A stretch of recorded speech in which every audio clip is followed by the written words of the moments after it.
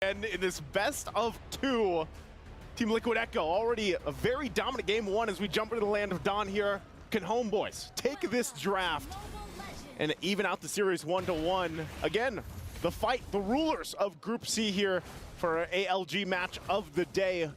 Look at how things falling into place already for these junglers. Look at this aggression from JP. And man, it's been a minute since we've seen the chip being used. Wow, he's actually getting really low here, but just want to put the pressure on Chibi, so he's going to be fine. And yeah, I think this is going to be the question is, how does this Leomord work against Karl'Tezi on a very...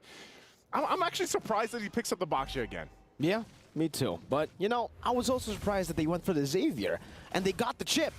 Nets up top, already getting bullied, though. This is what we expect from Mr. Man on the chip. JP, he's going to be everywhere on the map. In the mid lane, though, I didn't expect Sanji to be able to actually, like, level up against Udil. Hero, it's a crash course onto him, first blood! Damn you, JP! No! It's his fault again! He just flew over and connected on that. Talk about timing here. Karl'Tezi, not level 4 just yet, might get it during this exchange. Oh, going in for the 1v1, and he gets stabbed through Karl'Tezi. A bit too aggressive, but technically, it fits. He was threading the needle there, trying to get that level 4, but unfortunately for Karl'Tezi, not going to happen. So that's great for Chibi, getting that one kill early on this Leomord. Could scale up really well here. Yeah, look at JP. Oh, again, just crash coursing everywhere, man. And now he's looking to go back to the mid lane, perhaps. Liquid Echo with that little skirmish, though. Chibi does get one kill, so it's actually kind of worth it for Homebois, I feel, in a way, right? Because Chibi does get the snowballing a bit faster here. You can already see Zorn as well, trying to be that annoying force in the jungle with this Grok. Pops in the barrier, unable to go for the reset on the turtle. But Sanford is already posturing up. Teams for Subpot, he does have the penalty zone. They can go for it. JP going to be zoning Chibi away. Crash course into the back line, forcing Chibi to use the horsey horse. And there you go. Jumps into the back. Karl'Tezi. Oh, it's a mobilization with a Mystic Field. JP picks up a double. He gets 3 kills and it's all on him. He might be going for a triple just there. 3-1.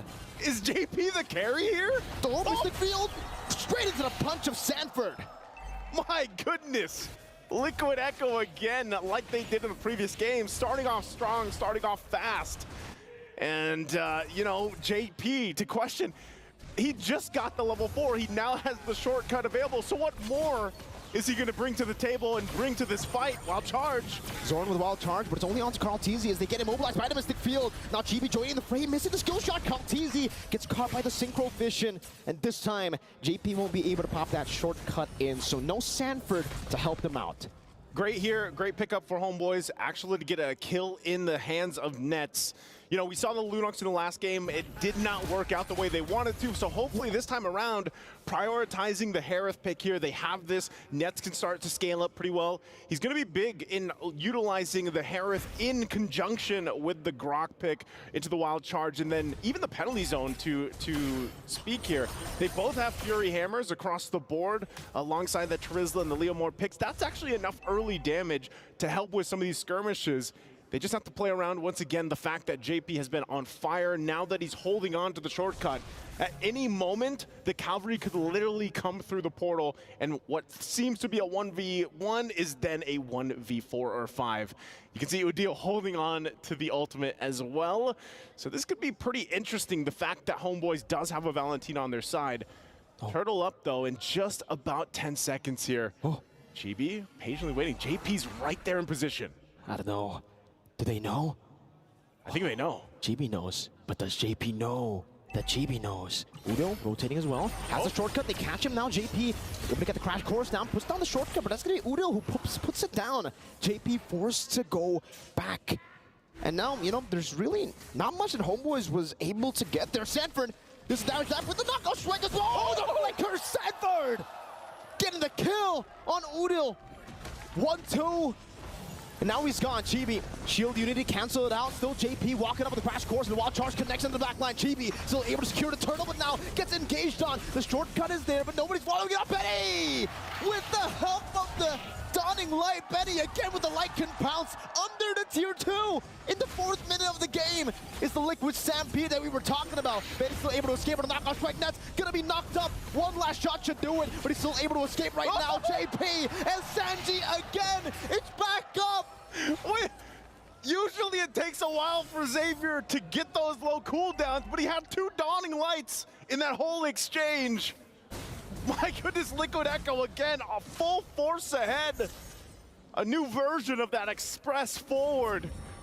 Homeboys trying to catch their breath here because it just seems like everything is layered perfectly from Liquid Echo. And again, as they were setting that up, before that all broke out, it was on JP giving the information while Carteezy went for the turtle, and then it all broke out, utilizing the shortcut as well. Oh man, and that is going to be the Sky Piercer already locked in for Benny Cutie. Udil does get the Enchanted Talisman out. He's got to be able to scale up on this Valentina pick. Some of those terrifying mechanics would play a part as well. Still holding on to the shortcut, but here JP goes in again. Yeah, with the shortcut, Sanford trying to go for it. Now it's called He jumps in, knockout strike by Sanford. Gonna be caught in the Mystic Field, Nets disappearing. Zorn under the turret, it won't save you, not this time. Benny again, just scratches him, claws his way to another kill. It's another 3 for 0 for the Cavalry. How does Homeboys play against this? I mean, look at him, look at JP. Oh my God, this nerd, JP. Look at him, he's so annoying. He's just walking TB down. Look. Oh my, how do you deal with this? How do you deal with this?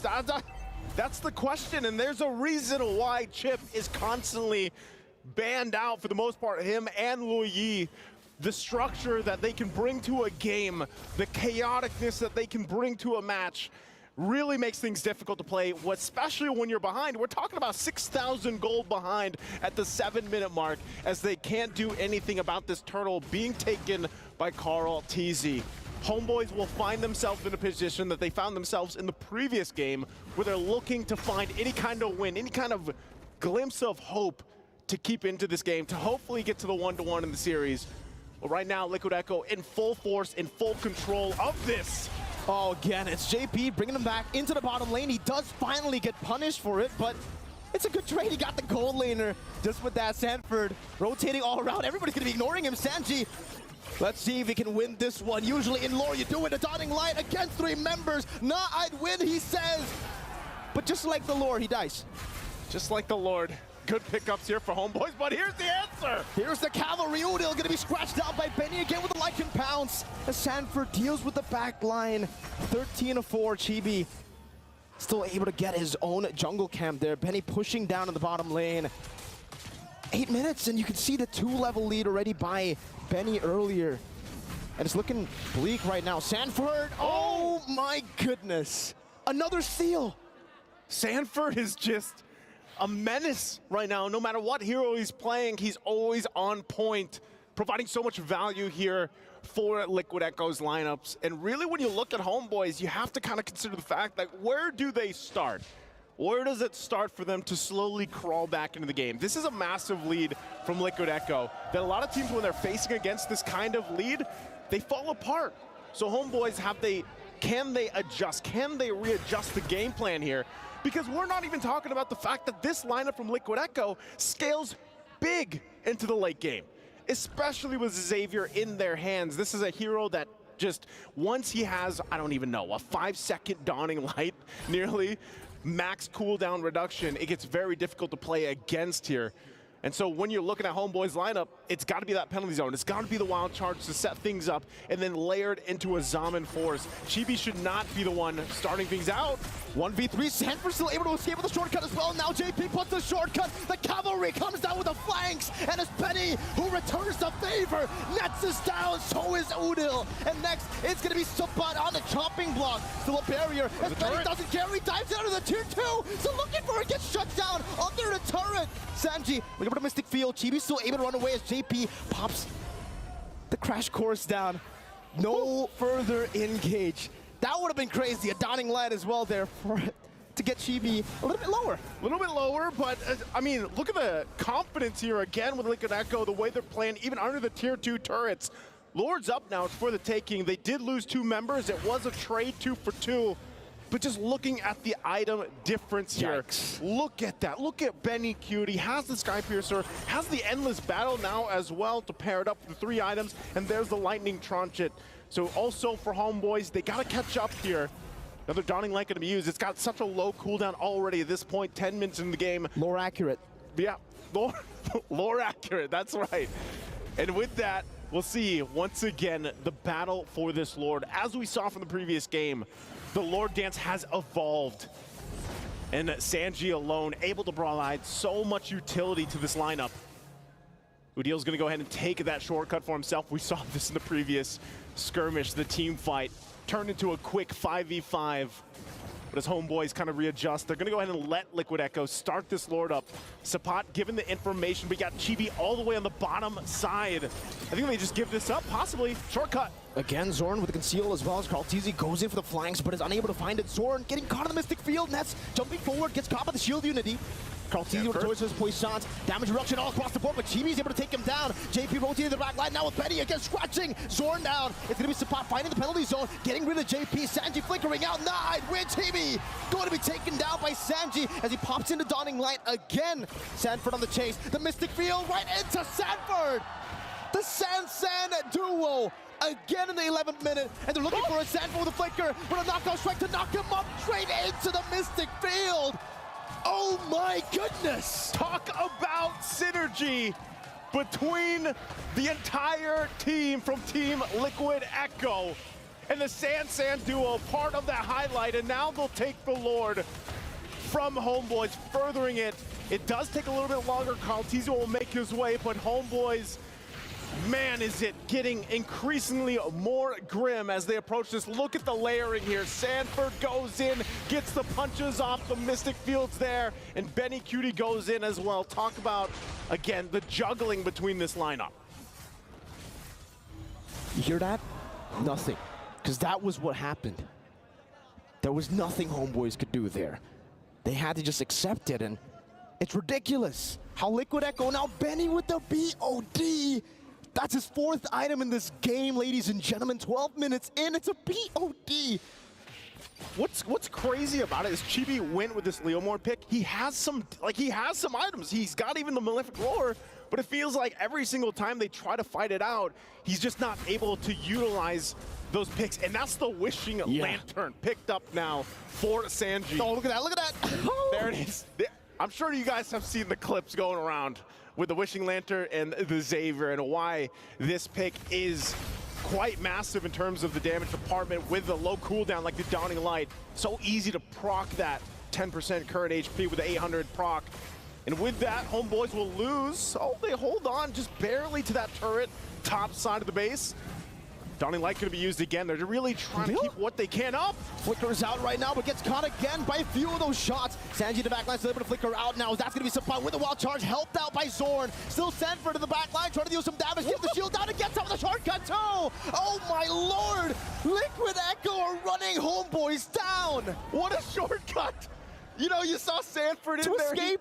He got the work done, and then he escapes. Oh my, Homeboys. Can they hold on to the rest of the base turrets here? They got 2 left, the top one's down. And they'll try to keep it at bay, but the Guardian's barrier is not gonna be enough. Bottom turret now goes down, mid could be next. Homeboys, can they hold it together? With the first Lord, a Dawning Light again onto Nets to poke him down. 13 minutes in, 2 base turrets. The mid lane, the only base turret left standing, is already at half HP too. Liquid Echo, they're making the Xavier look like an early game pick. And you can see from the items as well, it basically is an early game pick. He's almost tied for gold with the gold laner and a 5-1 and 11. He's 5-1 and 14.